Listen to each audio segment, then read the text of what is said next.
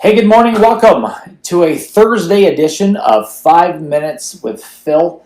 And this morning, I want to touch on the book of Colossians today.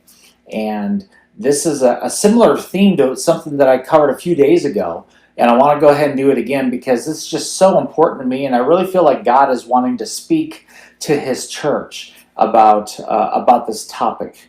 And that's this. Weighing what's the most important in our lives. What is most important in our lives as Christians, as followers of Jesus Christ? What's that? What's the foundational thing that we need to keep in mind? I think that Colossians will help us to answer that question. Look at the screen. We are in the 3rd chapter in verses 1 and 2.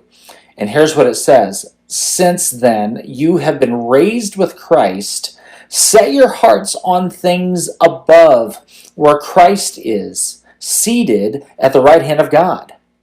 Set your minds on things above, not on earthly things. Set your minds on things above, not on earthly things. Now, a few days ago, I touched on this subject, like I said. I touched on the fact that we really need to keep in mind what's the most important thing, eternity or things on earth. And obviously the answer, and we're reminded of it here again, that we need to set our minds on things that are above. We need to keep our focus on things that have eternal significance. Let me say that term again, eternal significance. Now, if you're truly motivated by eternity, and if your mind has been set on things that are above, that are not having to do so much with the earth, but eternity, that's going to change some things.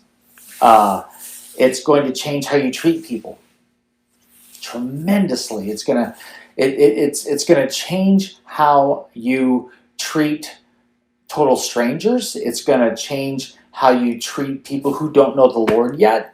It's going to change how you treat your brothers and sisters in Christ. I mean, we dare not allow a bad attitude or a mean-spirited word to mess with our testimony. I mean, if somebody knows that we're a Christian, then how we treat those people needs to be seen not in the light of earth, but eternity. Do my words make a difference in someone's life? Absolutely.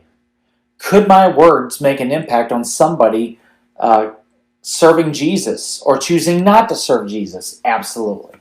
My actions, my attitudes, my words, my conduct, all of that and even more can make an enormous difference for someone's life for eternity, positively or negatively. It'll change how we spend our money. It'll change how we use the resources that God's blessed us to begin with. I mean, seriously, it's been said, not a lot of us write checks anymore, but it's been said, if you want to find out your priorities in life, then take a look at your checkbook.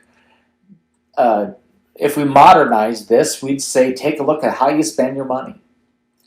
Where do most of our resources go? Are we changing eternity, or are we caught up in the comforts of earth, which compared to eternity is just, as we said a few days ago, it's just a mist. It's just a vapor compared to being with God forever.